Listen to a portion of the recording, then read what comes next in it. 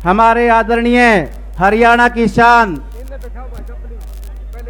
हरियाणा प्रदेश के भावी मुख्यमंत्री, युवा दिलों की धड़कन आदरणीय दीपेंद्र जी से मैं आग्रह करूंगा कि वह आए और अपना संबोधन कर। उससे पहले नारा लगा भाई, कांग्रेस पार्टी भाई तो चौधरी दीपेंद्र हुड्डा।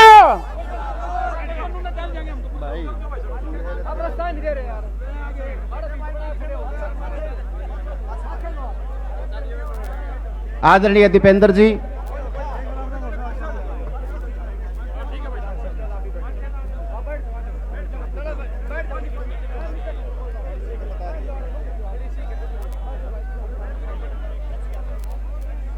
राम राम जी, राम राम। ईब के न गली राम राम। हमारे बीच में हरियाणा के सबसे वरिष्ठ विधायकों में से एक, 5 बार के जो लगातार हमारे गोहाना से विधायक आदरणीय जगबीर सिंह मलिक जी, हमारे नौजवान साथी जो हमारे बीच में बिहार की उस धर्म और कर्म भूमि से चल के आए और जिन्होंने अपना ओजस्वी अपने विचार आपके बीच में रखे, और वो मेरे संघर्ष के भी साथी हैं, क्योंकि कांग्रेस पार्टी के लिए जहाँ भी संघर्ष की ज़रूरत पड़ती है तो हम देखते हैं कि वो सबसे अगली पंक्ति में उस संघर्ष में हमेशा शामिल रहते हैं। उनका मैं जींद जिले की तरफ से, पूरे हरियाणा की तरफ से, आज बिहार से चल के आए हैं, उनका मैं आप सब की तरफ से बहुत बहुत स्वागत करता हूं। आज आप हरियाणा में आए हैं और मैं उनको निमंत्रण देना चाहता हूं कि आज आप आए। आप कह रहे थे कि ये पहला कार्यक्रम है आपका हरियाणा में। आपका अब लगातार हरियाणा में कार्यक्रम आपके होते रहे भाई साहब। आपको हम निमंत्रण देते हैं, परमानेंट निमंत्रण देते हैं। और आपने सही कहा, बदलाव हरियाणा में तय है, सरकार हमारी बन रही है। आज कर्नाटक में शपथ है, हरियाणा में अगले साल शपथ करा देंगे और आपको उसमें आपकी भूमिका उसमें रहे और आपके कार्यक्रम अब चलते रहें। हमारे भाई कन्हैया कुमार जी, हमारे विधायक सफीदों से, हमारे संघर्षशील साथी सुभाष देशवाल जी पूर्व विधायक, आदरणीय परमिंदर सिंह ढूल जी पूर्व विधायक, आदरणीय प्रोफेसर राम भगत जी पूर्व विधायक, दयानंद शर्मा जी, आज के हमारे कार्यक्रम के आयोजक, मेरे बहुत पुराने साथी, छात्र राजनीति से, जब कन्हैया जी जेएनयू के अंदर छात्र राजनीति में अपनी जगह देश की राजनीति में बना रहे थे, उससे पहले प्रमोद जी दिल्ली यूनिवर्सिटी की राजनीति में मेरे साथ कंधा से कंधा मिलाकर वहाँ से लेकर बहुत संघर्षशील साथी जिन्होंने बड़ी मेहनत अपने जीवन में करी है, मेरे बहुत पुराने साथी हैं। मैं उनको बधाई देना चाहता हूं कि आज इतनी गर्मी के अंदर पिछले कई दिनों से जिस रूप से आपने मेहनत करी, एक एक जींद के गांव में, शहर के एक एक कोने में आप गए, आपकी मेहनत की तस्वीर आज इस गर्मी में, रिकॉर्ड तोड़ गर्मी में, ये रिकॉर्ड तोड़ हाजिरी आपकी मेहनत की आज एक तस्वीर दिखाई दे रही है। आज के इस कार्यक्रम की ज़बरदस्त सफलता के लिए मैं प्रमोद आपको बहुत बहुत अपनी तरफ से बधाई देता हूं और आप सबका बहुत बहुत धन्यवाद करता हूं। हमारे जींद से पूर्व मंत्री रहे स्वर्गीय मांगेराम गुप्ता जी के सुपुत्र हमारे भाई महावीर गुप्ता जी, हमारे पूर्व जिला अध्यक्ष बलराम कटवाल जी, हमारे जो कैंडिडेट रहे जुलाना से धर्मेंद्र ढुल जी, भाई प्रदीप गिल जी, ओबीसी के हमारे चेयरमैन प्रदेश के रमेश सैनी जी, हमारे भाई बलजीत रेड्डू जी, करतार सैनी जी जो अभी अभी जो भाजपा छोड़ साथ करतार सैनी जी भाजपा छोड़कर अभी अभी कांग्रेस पार्टी में जो शामिल हुए, जिला परिषद के चेयरमैन हमारे भाई नरेंद्र जी, भाई महावीर कंप्यूटर जी, राजू लखेना जी, वीरेंद्र गोगड़िया जी, रोहित दलाल जी, मंजीत लाठर जी, मोहित लाठर जी, संजीव बुआना जी, ये भी भाजपा, संजीव बुआना जी भी जुलाना हल्के से भाजपा के प्रत्याशी रहे, अभी अभी भाजपा छोड़कर कांग्रेस पार्टी में शामिल हुए, उनका भी हम स्वागत करते हैं। संजीव बुआना जी, ओम प्रकाश ढांडा जी, दिनेश डोला जी, विक्रम कुंडू जी, अनिल दलाल जी, धर्मपाल कटारिया जी, सुभाष अलावत जी, सुभाष वाल्मीकि जी, जगमाल चहल जी, दलबीर रेड्डू जी और सभी, क्योंकि ये तो नाम जो लिख के आए हैं, भाई रविंद्र देशवाल जी, सुरेश भारद्वाज जी, सभी बहुत से पार्षदगण, बहुत से सरपंचगण जो यहाँ पे उपस्थित हैं और जींद का पूरा कांग्रेस का परिवार, क्योंकि आप सब जिस जिसकी नज़र में नज़र मिल रही है, राजीव की नज़र में भी जो एक एक का नाम क्योंकि तो लिख के आए हैं, नरेंद्र हमारे भाई पीसी के मेंबर, धर्मपाल कटारिया जी, भाई यशपाल रेड्डू जी, भाई संजय जी, ये तो लिखने वाले ने जो नाम लिख दिए वो मैंने सारे नाम पढ़ दिए ताकि ऐसा उलाहना ना हो कि भी लिख के नाम आया था लेकिन पढ़ा नहीं, बाकी किसी का नाम रह गया तो लिखने वाले की कमी। और अगर फिर भी कोई भी अगर रह रहा हो, कोई भी ऐसा हो, कोई औपचारिकता की कोई बात हो, धर्मपाल जी, संडिल जी, नवीन सांगवान, जसवंत और भी भाई कोई, जैसे जसवंत अपना नाम खुद ले रहा है कि मेरा भी रह गया, जसवंत का रह गया, ये इसी का था। हाँ, और हमारे पूर्व मंत्री, कृषि मंत्री लेट आए लिखने वाले के लिस्ट की सूची के बाद, पूर्व हरियाणा के कृषि मंत्री, कई बार के हमारे विधायक सरदार परमवीर सिंह जी भी टोहाना से पहुंचे हैं, उनका बहुत बहुत हम स्वागत करते हैं। और भी किसी का कोई नाम रह गया हो तो जैसे जसवंत अपना नाम ले रहा था, मेरे को बता देना, मैं ले दूंगा, घर की बात है, कोई कमी की बात नहीं। हरिओम के हरिओम का भी रह गया। पिता तुल्य बुजुर्ग, नौजवान साथियों, मातृशक्ति, आप लोग बहुत देर से गर्मी में बैठे, ऐसे समय पे आज ये हाथ से हाथ जोड़ो कार्यक्रम का आयोजन, इतनी पीक गर्मी में अग्नि बरस रही है जो हम कहते हैं, और उसमें अग्नि परीक्षा भाई प्रमोद ने भी दी पिछले इतने समय से इस कार्यक्रम की मेहनत करके, और आज वो अग्नि परीक्षा आप भी दे रहे हैं। तो मैं लंबी बात नहीं, लेकिन ऐसे समय पे आप और हम यहाँ पे हाथ से हाथ जोड़ो इस कार्यक्रम में पहुंचे हैं जब चुनाव का बिगुल बज चुका है। 1 साल के से अंदर लोकसभा का चुनाव, और जैसे कि बार बार कहा जा रहा है, जेजेपी कह रही है कि लोकसभा के साथ भी विधानसभा का चुनाव करो, वो तो कहेगी, लोकसभा के बाद इनके विधायक रुकेंगे नहीं, उनको पता है और आपको भी पता है, ठीक बात है ना। तो जेजेपी कह रही है साथ कराओ। और अभी अमित शाह केंद्रीय गृह मंत्री 2 दिन हरियाणा के दौरे पे वापस जाते हुए, पहला दिन तो गोहाना में उनकी रैली थी, वो रैली तो हो नहीं पाई क्योंकि उस दिन ज़्यादा ठंड थी।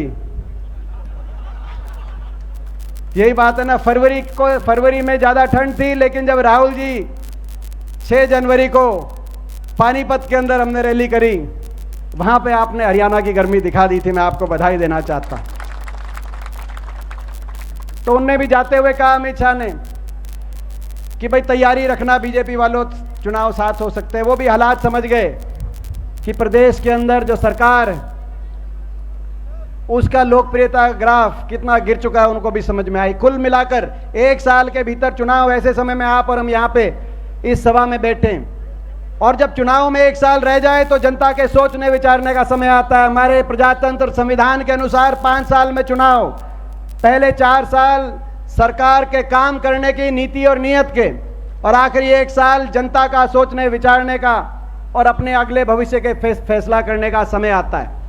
आज ऐसे समय में हम और आप यहाँ पे इकट्ठे हैं, और इस सरकार को तो, जो हरियाणा की सरकार, ये खट्टर सरकार, इस सरकार को तो मात्र 4 साल नहीं 9 साल हो गए। 9 साल में इन्होंने हरियाणा में क्या किया, हरियाणा को आगे लेके गए या विकास की पटरी से उतारा, आपका हमारा दिल जानता है। जो हरियाणा 2014 से पहले देश में विकास के मामले में देश में सबसे आगे के राज्यों में जाना जाता था, विकास दर में हम नंबर 1 थे, प्लानिंग कमीशन के अनुसार लगातार 4 साल तक विकास दर हरियाणा की देश में सबसे ज्यादा थी। 2010 से 14 तक प्रति व्यक्ति आय में नंबर 1 थे, प्रति व्यक्ति निवेश में नंबर 1 थे, खिलाड़ियों के मान सम्मान में देश में नंबर 1 हरियाणा था, किसान के हितकारी फैसलों में, चाहे किसान के बिजली के कर्जों की माफ, चाहे कोऑपरेटिव के कर्जों की माफी की बात हो, बिजली के बिलों की माफी की बात हो, गन्ने के भाव में नंबर 1 थे, पॉपुलर के भाव में नंबर 1 थे, धान के भाव में नंबर 1 थे। और गरीब की कल्याणकारी योजनाओं में चाहे 4 लाख गरीब आदमी को 100-100 गज के प्लॉट गरीब परिवारों को मुफ्त में देने की बात हो, चाहे प्रियदर्शनी आवास योजना के मकान की बात हो, गरीब के कल्याणकारी योजनाओं में देश में नंबर 1 थे। चाहे स्कूल के अंदर देश में सबसे ज्यादा पहली क्लास से और 12वीं क्लास तक स्कूल के अंदर वजीफे की बात हो, और बड़े बुजुर्गों की पेंशन में हम नंबर 1 थे। हरियाणा आगे था।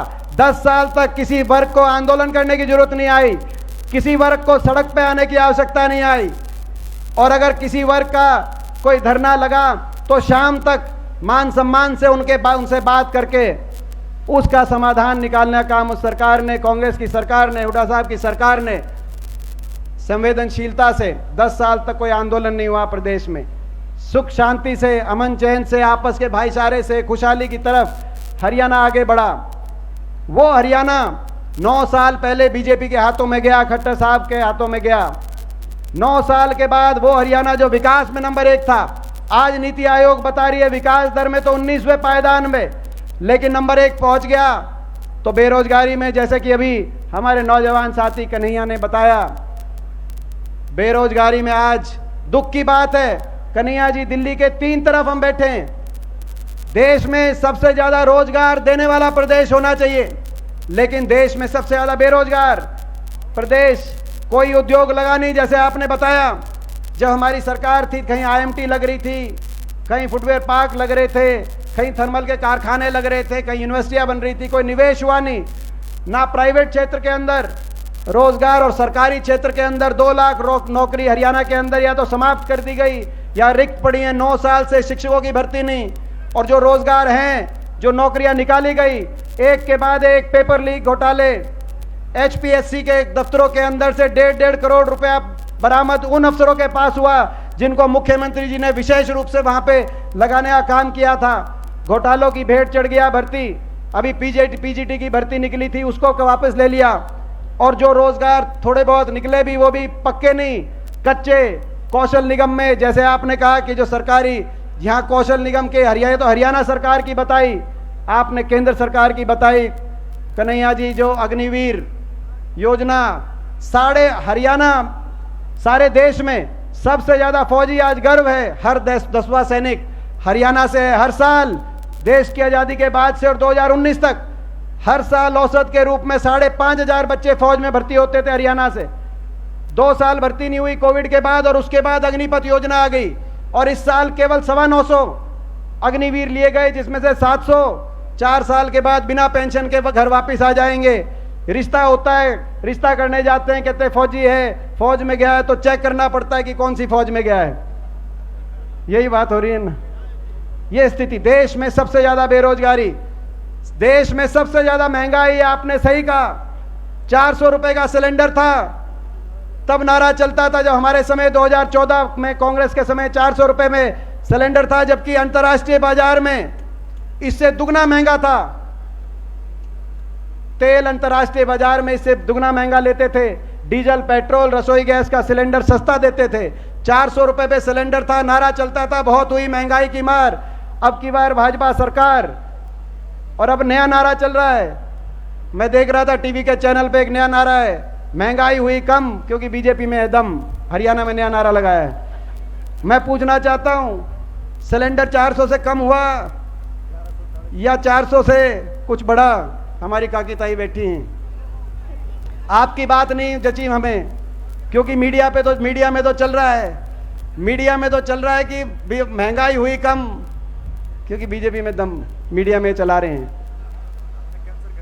मीडिया भी, देश की मीडिया भी किन के कहने से चलती है मुझे बताने की जरूरत नहीं। आज भ्रष्टाचार में, बेरोजगारी, महंगाई, भ्रष्टाचार, ऐसा भ्रष्टाचार ये जो सरकार बनी है, ये सरकार केवल लूट और छूट के लाइसेंस पे सरकार बनी है।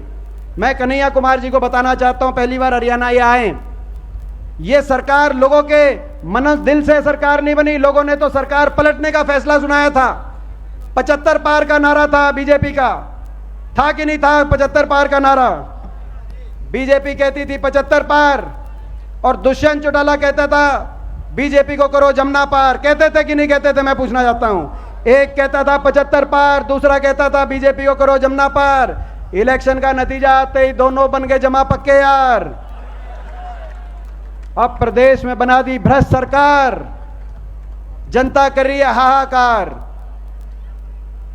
कहा कि हम समझौता हो गया हमारा। दुष्यंत चौटाला ने प्रेस कॉन्फ्रेंस करी जींद जिले के। मैं इसलिए कहना चाहता हूं कि यहां से लगभग सीट जेजेपी पार्टी की आई, एक कांग्रेस की आई। प्रेस कॉन्फ्रेंस करी कि जो 5100 पेंशन देगा हम उसको समर्थन करेंगे। भूल गए जमुना पार को, तो पहले दिन भूल गए। कहा जो 5100 पेंशन देगा उसका समर्थन करेंगे। 31 विधायक लेकर हमने दिल्ली में हुड्डा साहब ने प्रेस कॉन्फ्रेंस करी तुरंत 5 मिनट के बाद कि भाई हम 5100 पेंशन देंगे, क्योंकि हमारा घोषणा पत्र में पहली मांग हमारे घोषणा पत्र में है। और हम 2019 नवंबर 1 से कहा, हमने कहा एक हम तारीख भी बताते हैं, यानी कि आज से 4 साल पहले 5100 पेंशन देंगे। मैं पूछना चाहता हूं आपसे, वो 5100 पेंशन जिस पे समझौता इन्होंने कहा कि नहीं हम बीजेपी को दे रहे हैं, वह 5100 पेंशन आ गई या नहीं आई? विश्वासघात कर दिया। उचाना में लोगों से पूछा था, उचाना में जाके लोगों से पूछा था कि क्या करना चाहिए। लोगों ने कहा था कुछ भी करो, बीजेपी का साथ ना देना, कुछ भी करना पड़े बीजेपी का। लोगों ने कहा था कि नहीं कहा था? मैं आज आपसे पूछना चाहता हूं। उचाना से गाड़ी चली, सीधे रास्ते गाड़ी चल रही थी। उचाना से जींद होके रोहतक होके टिकरी बॉर्डर तक गाड़ी ठीक रास्ते पे जा रही थी। दिल्ली में गाड़ी बढ़ते ही दिल्ली की टेढ़ी मेढ़ी सड़कों पे हिलसती थिलसती गाड़ी बीजेपी के कार्यालय और गृह मंत्री के घर में जाके गाड़ी बढ़ गई और बाहर निकल के कह दिया 5100 पेंशन पे हम समझौता करते हैं। लोगों को जो है लोगों के साथ विश्वास, समझौता 5100 पेंशन का नहीं था, समझौता भ्रष्टाचार की लूट का समझौता था। और ये हम नहीं कह रहे, ये इनके विधायक कह रहे हैं। ये हम कहें तो हमारी बात मत मानना, मगर दादा गौतम का पहले दिन ही बयान आ गया जब महकमे बटे, क्योंकि महकमे इस हिसाब से नहीं बांटे कि लोगों का काम कैसे हो, महकमे इस बात से बांटे कि जनता की गाड़ी कमाई से लूट कैसे मचाई जाए, शराब महकमा किसके पास आए, एक्साइज महकमा किसके पास आए। और दादा गौतम ने तो शुरुआत में ही बता दिया था कि एक खोपर बढ़ गया सरकार में और पूरा ही जीवन लग रहा है। ये बताई थी कि नहीं बताई थी? हम नहीं कह रहे, इनके विधायक बता रहे हैं, इनके सांसद बता रहे हैं भ्रष्टाचार का क्या आलम है। डॉक्टर अरविंद शर्मा रोहतक के सांसद अभी पीछे पहरावर में कह रहे थे कि रोहतक के एक पूर्व मंत्री हैं, अमृत योजना 200 करोड़ रुपए कौन डकार गया। इनके सांसद बता रहे हैं भ्रष्टाचार की इनकी लिस्ट लेनी है तो आप डॉक्टर अरविंद शर्मा से पूछो, रोहतक के सांसद से, दादा गौतम से आप जाके जानकारी लो। आज प्रदेश को विकास की पटरी से उतार दिया और भ्रष्टाचार के भेंट चढ़ा दिया, बेरोजगारी में नंबर 1 बनाने का काम किया। और आज ये काम नहीं भी करते। मैं एक बात आपको कहना चाहता हूं, विकास की पटरी से उतार दिया। हम सवाल पूछते हैं, हमारे समय 12 विश्वविद्यालय बने, जिसमें जींद में विश्वविद्यालय की प्रमोद बात कर रहा था, इन्होंने कितने बनाए? एक भी विश्वविद्यालय पिछले 9 साल में क्यों नहीं बना? हमारे समय 6 मेडिकल कॉलेज बने, इन्होंने कहा हर जिले में बनाएंगे, एक भी मेडिकल कॉलेज क्यों नहीं बना? हमारे समय पूरे प्रदेश के अंदर 280 किलोमीटर रेल की लाइन बिछी, जिसमें जींद गोहाना सोनीपत रेल की लाइन भी शामिल है कि नहीं है? मैं पूछना चाहता हूं आपसे, इनकी 1 भी इंच रेल की लाइन, बुलेट ट्रेन की बात करना, इन्होंने क्यों नहीं बिछाई गई? एक भी थर्मल का कारखाना क्यों नहीं लगा? काम नहीं हुए। मगर काम ना भी होते तो भी हम काम चलाते। जिस बात का मुझे दुख है, इन्होंने आपका और हमारा अपमान करने का काम किया। काम नहीं भी होते तो भी हम काम चला लेते। मैं अपने काका ताऊ से कहना चाहता हूं, अपने बड़े बुजुर्गों से, आपका हमारा जो अपमान इस सरकार ने करने का काम किया, हर वर्ग का अपमान, हर वर्ग को अपने अधिकारों की लड़ाई के लिए सड़क पे आना पड़ा और हर वर्ग का तिरस्कार इस खट्टर सरकार ने किया। किसान 1 साल तक बैठा रहा, 750 किसानों के घरों के चिराग बुझ गए, कोई आंसू पोंछने नहीं आया। हम संसद में, मेरा सौभाग्य भी है, मेरा दुर्भाग्य भी है, मैं सौभाग्यशाली मानता हूं कि आपके आशीर्वाद से देश की संसद में आज मुझे लगातार मैं पिछले 19 साल से मुझे अवसर मिला है। लेकिन दुर्भाग्य इस बात का है कि ऐसे समय में आज 15 सांसद है हरियाणा में, राज्यसभा लोकसभा से 14 भाजपा के हैं। तो देश की उस संसद में उस समय जब मैं किसान आंदोलन की बात उठाकर गवाही देने की आपकी कोशिश करता था, कहता था कि इनकी बात मानो, इनकी बात नहीं मानते तो कम से कम इनको इंसान मानो। किसी धरने पे किसी की तबीयत खराब हो जाती है तो प्रशासन में हड़कंप आ जाते हैं, यहाँ पे घरों के चिराग बुझ रहे हैं, हर रोज इन धरनों से शव वापिस आ रहे हैं। कम से कम खड़े होकर कोई सहानुभूति के 2 शब्द कह दे कोई भाजपा का मंत्री, कोई सांसद, तो मजाक उड़ाया जाता था, देशद्रोही बताया जाता था। जिस किसान का एक बेटा ट्रैक्टर का स्टीयरिंग पकड़ के खेत जोतने का काम और देश को खाद्य सुरक्षा देने का काम कर रहा है, तो दूसरा बेटा स्टेन गन पकड़ के देश को, राष्ट्र को सुरक्षा देने का चीन और पाकिस्तान के बॉर्डर पे काम कर रहा है, उसको देशद्रोही बताया जाता था, मजाक उड़ाया जाता था। तिरस्कार, किसान सड़क पे आए, किसान पे लाठीचार्ज, कर्मचारी ओल्ड पेंशन स्कीम के लिए सड़क पे आए, पंचकुला में कर्मचारियों पे लाठीचार्ज, गरीब आदमी मनरेगा का बजट काट दिया, मनरेगा के बजट के लिए करनाल में गरीब आदमी सड़क पे आए, उन पे लाठीचार्ज। गांव का ग्रामीण चौकीदार, सफाई कर्मचारी अपना मानदेय बढ़ाने के लिए पंचकुला पहुंचा, उन पे लाठीचार्ज। हमारी महिलाएं, आशा वर्कर, आंगनवाड़ी, हमारी महिलाएं करनाल में पहुंची, उन पे लाठीचार्ज। खिलाड़ी जंतर मंतर पे आज बैठे हैं, खिलाड़ियों का तिरस्कार। सरपंच अपने अधिकारों के लिए जब सड़क पे आए, सोचते, कहा सरपंचों ने सोचा छोटी सरकार है, बाकियों पे लठ बरसाए जा रहे हैं, कम से कम तुम्हारे को जो है छोटी सरकार है तुम्हारा ख्याल रखेंगे, लेकिन सरपंचों की भी तसल्ली बिठाई। यही बात है ना।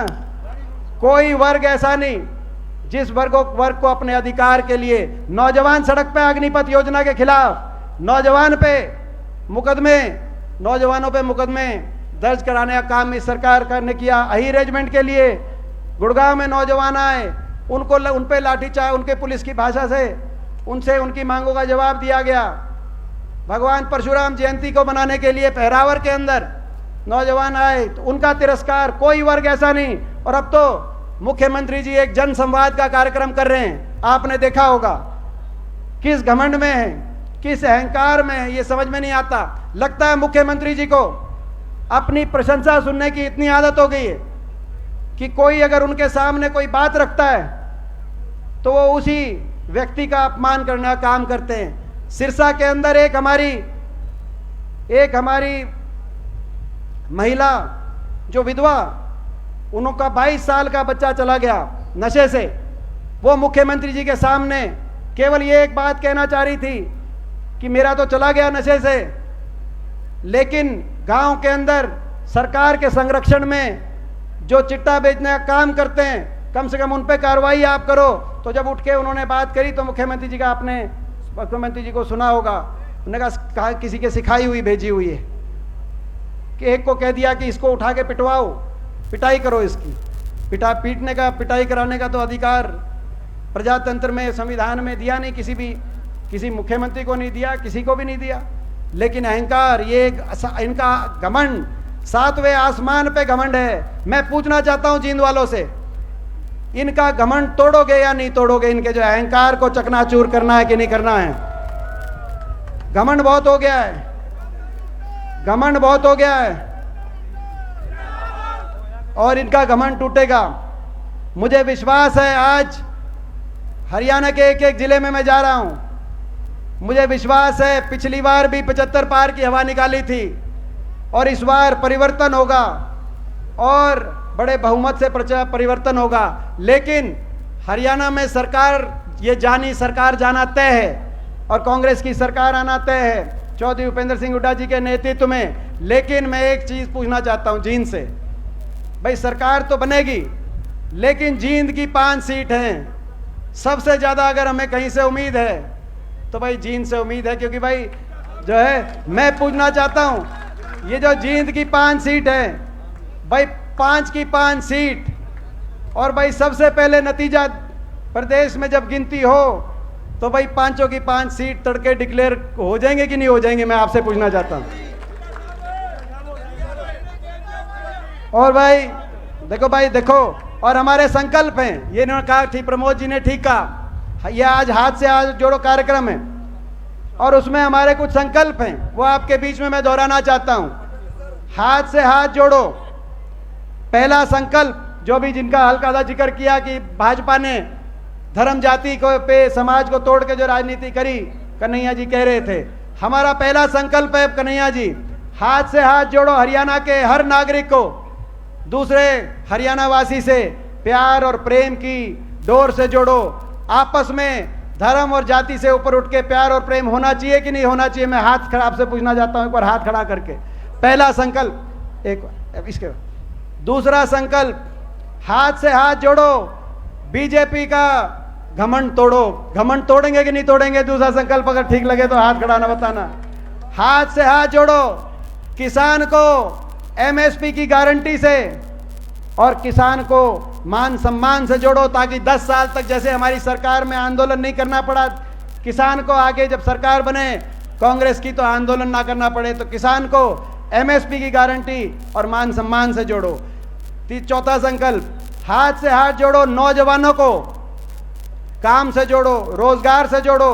2 लाख पद जो समाप्त कर दिए, रिक्त पड़े हैं, पहली कलम से जिस दिन आपकी सरकार बनेगी, पहली कलम से 2 लाख नौकरियों की भर्ती निकालने का काम करेंगे प्रदेश के नौजवानों को। हाथ से हाथ जोड़ो, हाथ से हाथ जोड़ो। महंगाई का चक्कर तोड़ो, जो अभी सिलेंडर कह रहे थे, जो पहुंच गया आज 12-3 गुना हो गया। जैसे राजस्थान की हमारी सरकार ने 500 रुपए में सिलेंडर करके दिखाया, हाथ से हाथ जोड़ो, हर गृहिणी को 500 रुपए सिलेंडर से जोड़ो। हाथ से हाथ जोड़ो, हमारा संकल्प, हाथ से हाथ जोड़ो।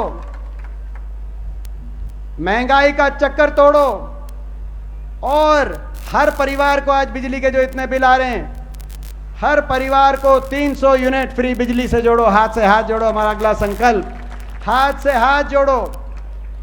जैसा हमारी हिमाचल सरकार ने करके दिखाया है, हाँ, और जैसे हिमाचल, राजस्थान और अब कर्नाटक की सरकार भी कर देगी 2 दिन के बाद। हाथ से हाथ जोड़ो, हर कर्मचारी को ओल्ड पेंशन स्कीम से जोड़ो। हाथ से हाथ जोड़ो। और भाई हाथ से हाथ जोड़ो, बड़े बुजुर्गों को नहीं भूलेंगे, क्योंकि सबसे ज्यादा धोखा और विश्वासघात बड़े बुजुर्गों के साथ हुआ है। बड़े बुजुर्गों को नहीं बोलेंगे।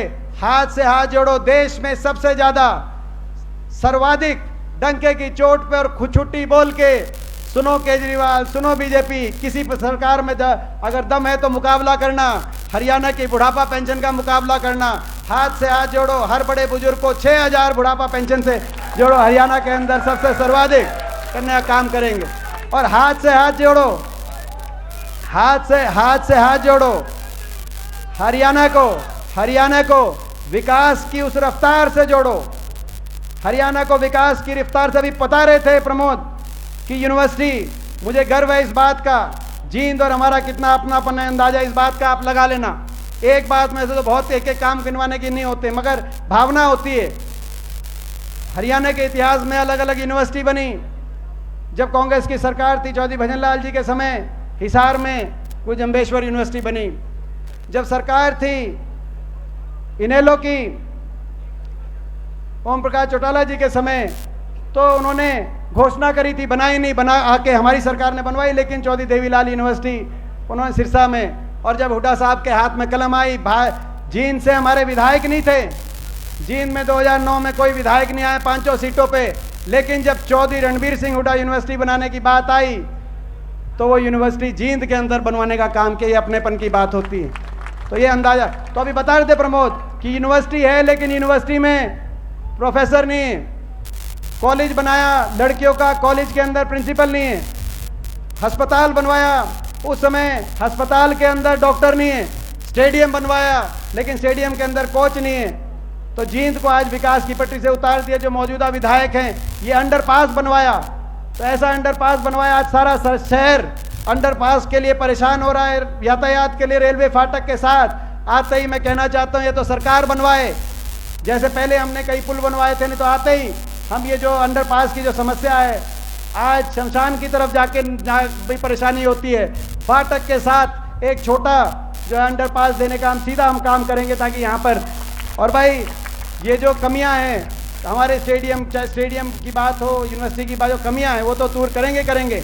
लेकिन मैं समझता हूं कि विकास, जैसे पिछली बार जींद को रेल से जोड़ने का काम किया जब हमारी सरकार थी, इस बार औद्योगिक क्षेत्र एक आईएमटी, ये हम संकल्प लेते हैं कि भाई एक आईएमटी, एक औद्योगिक क्षेत्र भी जींद के अंदर आने वाले समय में, ताकि जींद विकास की तरफ आगे बढ़े। तो भाई हाथ से हाथ जोड़ो, जींद समेत पूरे हरियाणा को विकास की उस रफ्तार से जोड़ो। ये सारे हमारे संकल्प हैं। भाई ये संकल्प अगर पारित हैं तो एक बार हाथ से हाथ जोड़ के अपने अपने आदमी जो साथ बैठा है, एक बार हाथ से हाथ जोड़ के एक बार हाथ खड़े करके बताओ भाई इसमें सारे संकल्पों में आप साथ हैं। एक बार ऊपर रखना, हम देखना चाहते हैं इस संकल्पों में कौन कौन साथ है। एक बार ऊपर रखना। मैं धन्यवाद करता हूं आप सबका, और मैं धन्यवाद कर रहा हूं हमारे प्रेस के साथियों का, क्योंकि ये भी यहां से ले रहे थे, आपने देखा होगा लाइव। अब ये जैसे हमने हाथ को ऊपर किया, ये भी ऊपर से लाइव लेने लगे, यूं खड़े होकर यूं कर दे।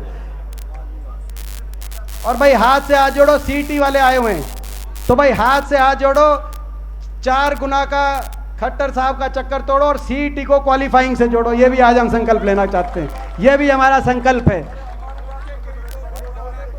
अच्छा, और हाथ से हाथ जोड़ो गरीब को, क्योंकि 100-100 गज के हमारे प्लॉट की योजना भी रह गई। 4 लाख एससी वर्ग के हमारे भाई, बैकवर्ड के हमारे भाई, 36 बिरादरी गरीब परिवार, 4 लाख परिवारों को 100-100 गज के प्लॉट दिए गए थे। इस सरकार ने ना तो उन प्लॉटों पे आगे काम कराया, ना उन कॉलोनियों को विकसित कराया, ना मकान किसी का आया, किसी को मकान की सहायता नहीं मिली। और इसीलिए कांग्रेस पार्टी का संकल्प है कि भाई हर गरीब परिवार को 100 गज के प्लॉट से और उन 100 गज के प्लॉटों पर 2 कमरे की सरकारी सहायता से 2 कमरे के मकान से जोड़ो, हाथ से हाथ जोड़ो। ये हमारे संकल्प है। और भाई ये तो संकल्प अभी हैं, जैसा आप कहोगे, आपको पता है जो है, जैसा आप कहोगे। मगर और भाई वो कच्चे वाली बात भी है, कच्चे कर्मचारी वाली बात, 10 साल की हमने जो कानून बनाया था इन्होंने निरस्त कर दिया। ये बहुत सी बातें हैं, लेकिन भाई इन सारी बातों के लिए 1 साल से कम का समय, 1 साल से कम का समय लोकसभा और विधानसभा चुनाव साथ होंगे। उसमें आपको और हमको मिलकर दिन रात मेहनत करनी पड़ेगी। ये तो सारे संकल्प हमने रख दिए। अब वो मेहनत, जो शपथ की बात करी अभी कन्हैया जी ने कि आज कर्नाटक की शपथ, जो कर्नाटक से जो आवाज़ आई, जो शपथ हुई, भाई दिन रात आपको मेहनत और हमको मेहनत करनी पड़ेगी। उस मेहनत में आपका साथ और सहयोग पूरा मिलेगा। तो एक बार आखिर में लास्ट बार हाथ खड़े करके बता दो। मैं कहा भाई थोड़ी और एक्सरसाइज। बहुत बहुत धन्यवाद। जय